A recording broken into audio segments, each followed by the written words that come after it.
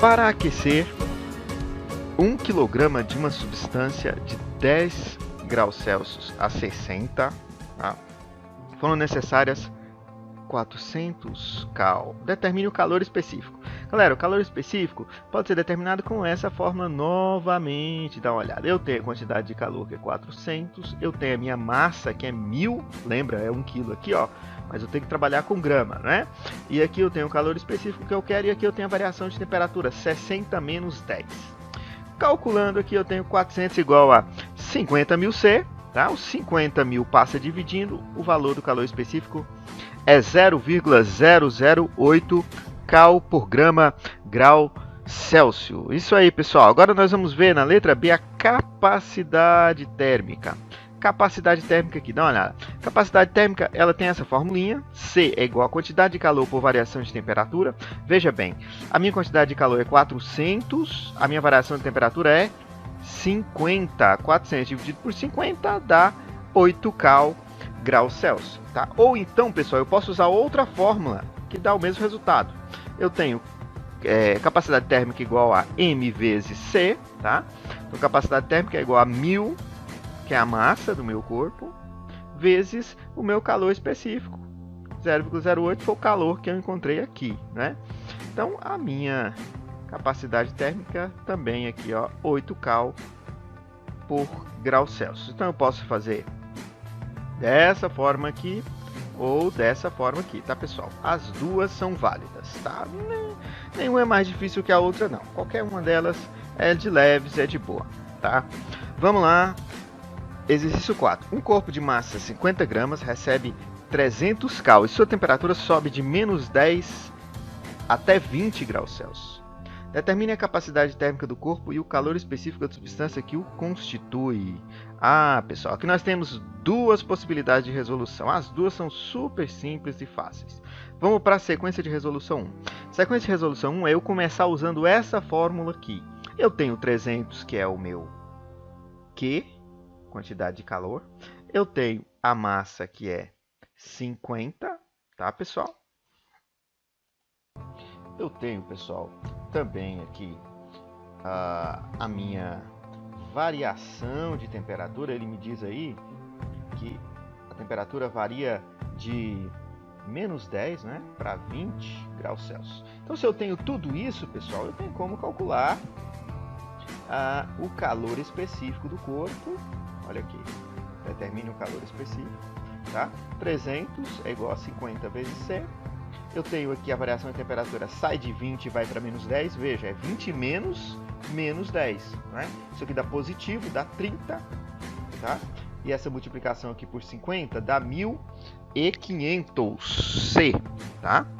Faço a divisão aqui, galera. O C dá 0,2 cal por grama grau Celsius. Tá? Feito isso, eu posso usar tanto essa para achar a capacidade térmica, como essa aqui. Né? Dá uma olhada, eu posso usar essa formulinha, C é igual a M vezes C. Eu tenho a massa e tenho o calor específico, 50 vezes 0,2, que dá 10 cal grama grau Celsius, tá? Capacidade térmica. Só uma correção aqui, a capacidade térmica, a unidade está errada, tá? Tira esse G aqui, ó. É cal por grau Celsius, tá? Uma pequena correção aqui. Então, eu posso usar essa fórmula aqui, ou eu posso usar essa aqui também, tá? Eu posso usar C igual a Q sobre delta θ, tá? Eu tenho a quantidade de calor que é 300, a variação de temperatura que vai dar 30 aqui, né? Esse valor, multiplica por 300 aqui, tá? 300 dividido por essa variação aqui, vai dar o meu 10 cal por grau Celsius. Aqui está certo já a unidade, né? Então, essa é a sequência. Eu vou com essa equação, depois eu posso ir com essa ou com essa aqui. A outra sequência é eu começar com essa equação aqui, já encontrando a capacidade térmica de cara, né? C igual a Q sobre delta θ. Eu tenho 300 dividido pela variação de temperatura, que dá 10 cal graus Celsius. E aí, para mim achar o calor específico, eu posso seguir novamente a sequência que eu quiser. Eu posso ir para essa, assim como foi na anterior. Então, 10, que é a minha capacidade térmica, é igual a 50 vezes C, eu acho o calor específico usando essa fórmula aqui. Ou, se eu preferir, eu posso ir para outra fórmula, que é essa aqui.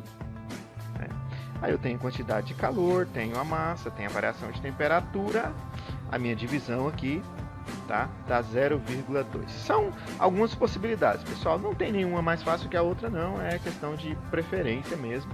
Fique à vontade aí. Então veja bem que nós temos 3 fórmulas aqui, né? Nós temos essa fórmula aqui, essa aqui e essa aqui. Ora você usa 2 delas, ora uma. Você pode usar as 3 também, só para conferir os resultados, tá? Pessoal, é isso aí. Qualquer dúvida, mande um áudio aí, confira aí a correção. E até a próxima. E agora, pessoal, nós vamos entrar aqui numa série de exercícios que vão servir para a gente fazer a prova de bloco, passar nessa semana que vem e na outra. Então, assim, eu vou comentar os exercícios com vocês. Não necessariamente eu vou respondê-los, mas eu vou orientar aqui de forma que vocês possam fazer, ok? Então vamos começar sobre calor e temperatura, que foi a primeira aula que a gente viu. Então vamos refazer alguns exercícios, ou melhor, fazer novos exercícios para a gente ampliar o nosso entendimento. Tudo isso está muito relacionado com as 2 últimas aulas que foram de calorimetria. Então nós vamos fazer essa lista aqui. Semana que vem nós vamos fazer outra lista de calorimetria, um pouco mais ampla do que a gente fez na aula passada, para vocês se prepararem para a prova. Então, vamos lá. Sobre o conceito de calor, pode-se afirmar que se trata de uma. Então, eu vou ver, o calor é o quê? É uma substância fluida? É algo que eu posso, por exemplo, pôr numa balança como um líquido? Né? É a energia que os corpos possuem?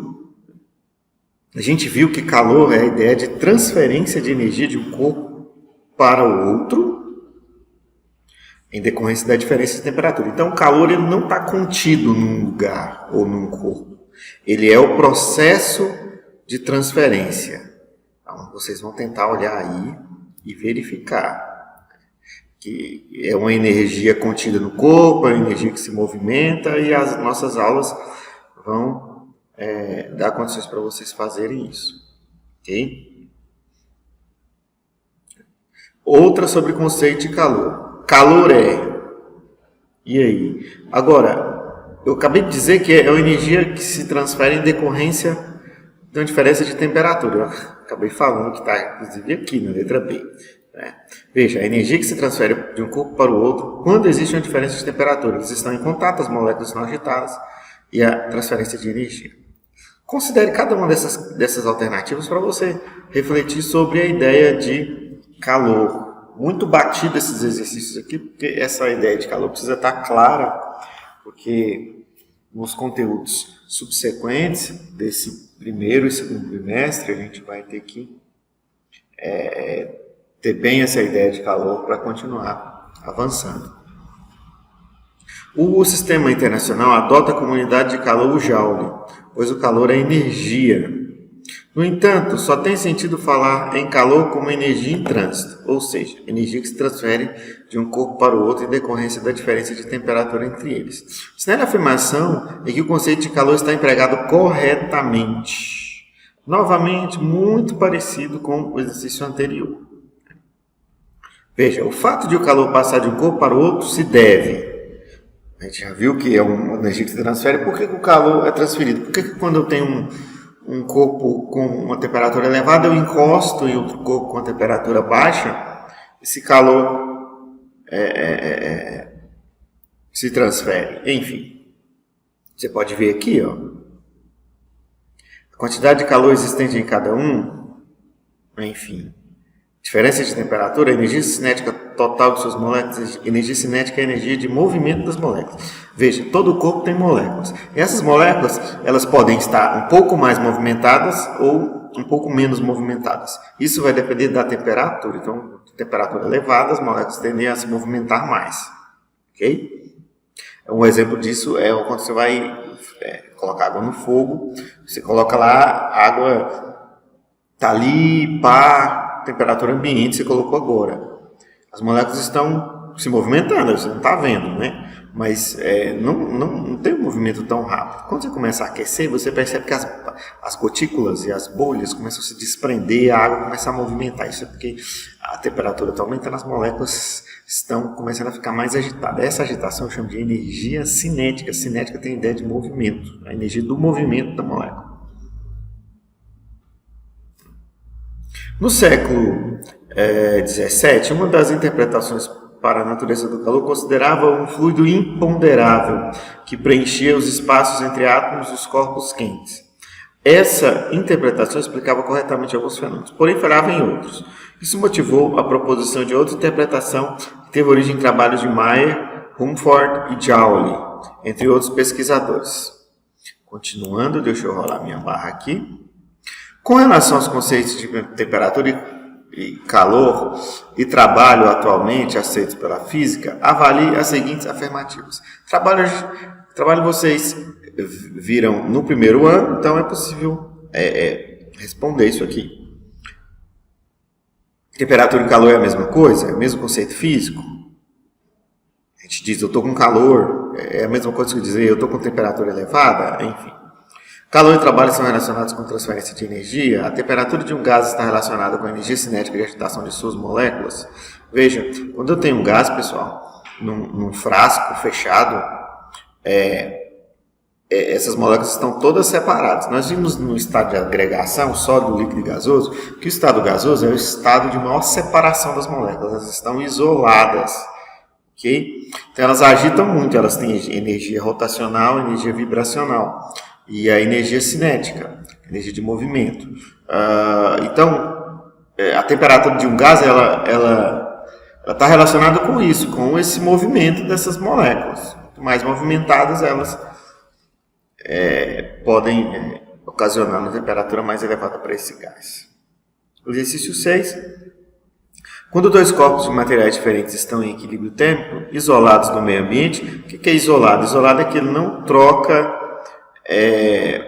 energia com o meio, tipo uma garrafa térmica. É claro que a garrafa térmica não é perfeita, com o tempo, né, você vai abrindo, a temperatura vai entrando em equilíbrio com o do meio. Mas a ideia da garrafa térmica é que você isola o café, por exemplo, e ele não troca a temperatura com o meio, tem o café um pouco mais tempo quente. Então, se eu tiver dois corpos estão em equilíbrio térmico, isolados do meio ambiente. Esses dois corpos não trocam calor e nem energia com o meio. O mais quente é o que possui menor massa. E aí? Apesar do contato, suas temperaturas não variam.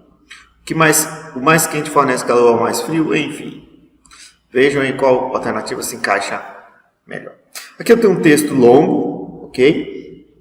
Que é para você completar de acordo com o contexto aí que ele se referir. E aqui eu tenho as alternativas, deixei essas para vocês lerem. Mudam não é sofre e não sofre, tá? De acordo com o texto vocês podem responder. Ok? Exercício 8. 3 corpos são encostados entre si e estão em equilíbrio térmico. Nessa situação, o que acontece? De boa também. Então é isso, pessoal. Até o exercício 8, por enquanto. Os outros exercícios eu irei passando na medida que a gente for avançando. Ok? Então façam aí, postem no grupo essa atividade. Eu estarei para esclarecer a dúvida de vocês. É isso aí.